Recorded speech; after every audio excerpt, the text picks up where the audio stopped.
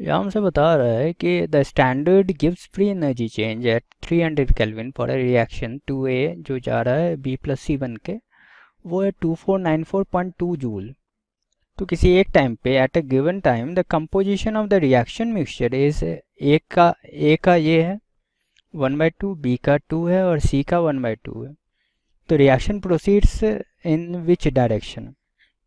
ये हमारे चार ऑप्शन है, यहाँ तो आर की वैल्यू दी है, यहाँ पे चार ऑप्शन दिए हैं हमारे सामने। और ये बता रहा है कि हमें बताना है कि रिएक्शन फॉरवर्ड जा रही है रिवर्स जा रही है तो क्यों जा रही है, किधर जा रही है। तो ठीक है, सबसे पहला काम इक्विलिब्रियम के क्वेश्चंस में क्या होता है कि हमें रिएक्शन लिखनी पड़ती है। तो 2a बी बन रहा है और सी बन रहा है। ठीक, इसने इन्फॉर्मेशन जो सबसे वाइटल इन्फॉर्मेशन यहाँ हमें मिली है वो ये है कि standard gives free energy change मतलब डेल्टा जी नॉट, इसकी वैल्यू दी है 2494.2। डेल्टा जी नॉट का एक फॉर्मूला होता है -RT के इक्विलिब्रियम। ठीक है, आर हमें पता है, आर इसने दिया है 8.314, टी हमें पता है 300 केल्विन, के इक्विलिब्रियम नहीं पता है, मतलब के इक्विलिब्रियम कांस्टेंट की वैल्यू नहीं पता है। ठीक है, ये 2494 था। तो उसको थोड़ा सही कर लेते हैं अपन पहले।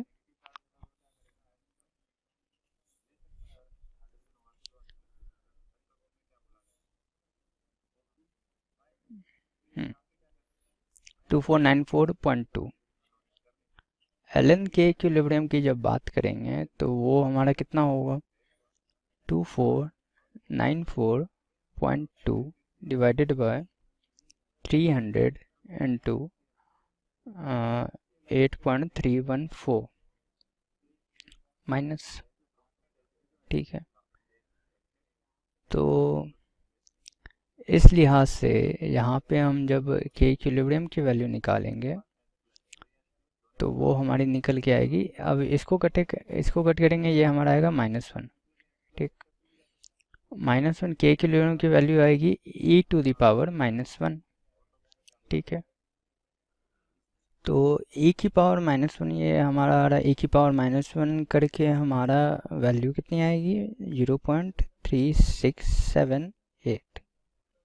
ठीक है, अब ज़रा हम लोग के इक्विलिब्रियम का एक्सप्रेशन क्या होता है वो एक बार ध्यान से देखें। अच्छा, एक और चीज़ हमें यहाँ पे निकालनी पड़ेगी, किसी एक टाइम पे हमें, ये तो क्या था कि जब t=t इक्विलिब्रियम था, जब कोई टाइम t दिया हुआ है उस समय में ये कंसंट्रेशंस दी हुई है।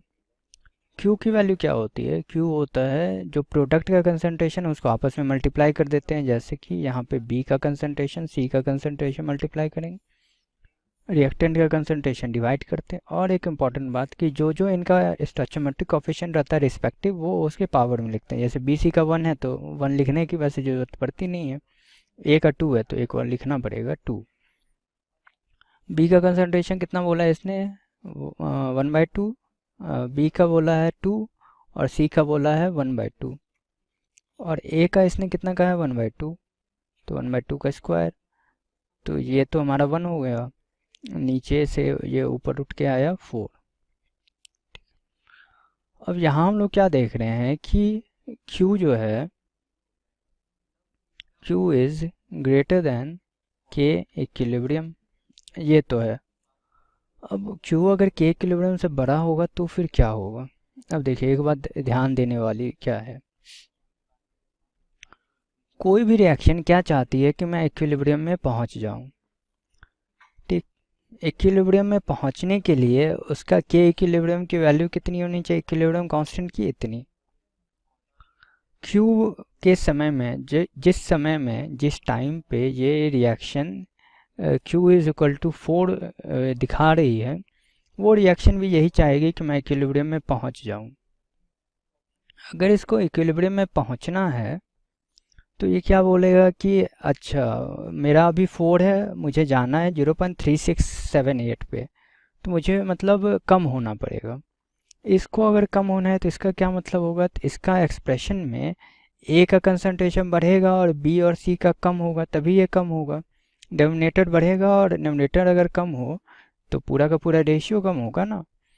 तो इस वजह से अगर ए का कंसंट्रेशन बढ़े, मतलब क्या हो कि इधर ये ए का कंसंट्रेशन इंक्रीज करे और बी और सी का जो है कम हो, ठीक, तो इधर जाए, तो रिएक्शन मतलब किस साइड में जाएगी, बैकवर्ड, ठीक। तो क्यू के से बड़ा होगा और रिएक्शन बैकवर्ड जाएगी, तो ये वाला हमारा ऑप्शन सही है। इस क्वेश्चन के अंदर हमें एक रिएक्शन दिया हुआ है जहाँ सल्फर डाइऑक्साइड ऑक्सीजन के साथ कंबाइन करके हमें सल्फर ट्राइऑक्साइड दे रही है। हमें इसकी Kp के लिए एक एक्सप्रेशन दिया हुआ है which is Kp is equal to RT raise to the power of x, और हमें बताना है इस रिएक्शन को देख के कि इधर x की वैल्यू क्या होगी। सो हमें पता है कि Kp is equal to Kc RT raise to the power of delta n।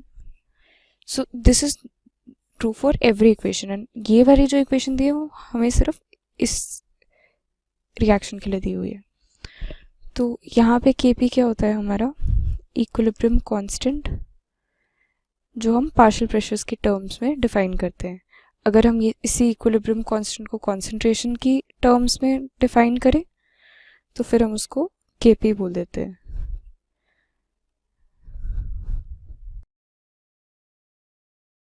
R हमारे पास कांस्टेंट है, T is the temperature and delta n is the change in number of moles।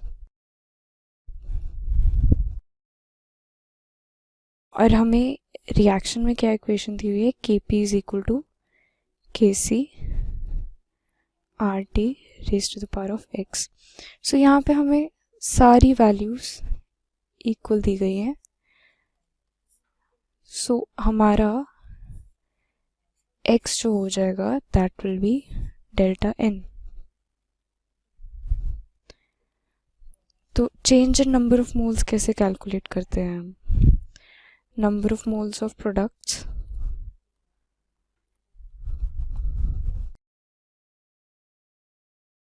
Minus number of moles of reactants.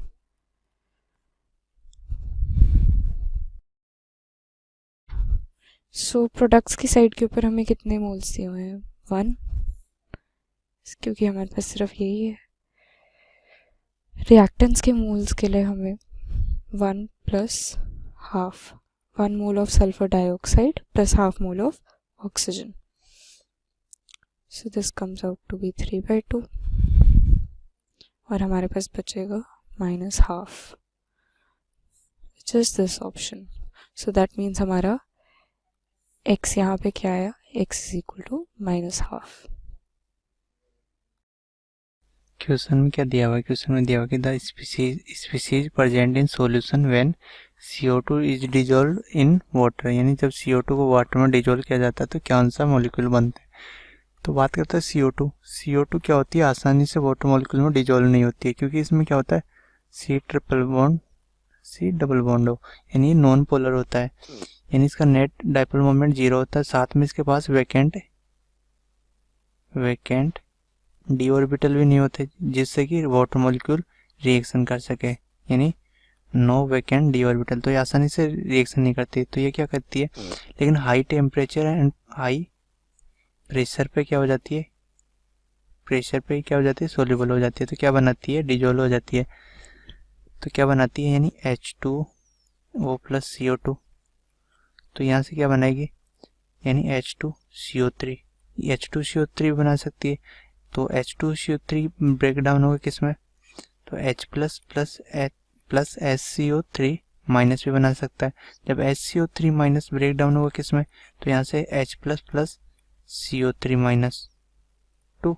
तो कौन कौन से molecule हो गए, यानी एक तो CO2 खुद हो गया, उसके अलावा H2CO3 हो गया यानी कार्बोनिक एसिड हो गया, एक HCO3 माइनस हो गया, एक H यानी CO3 माइनस 2 हो गया।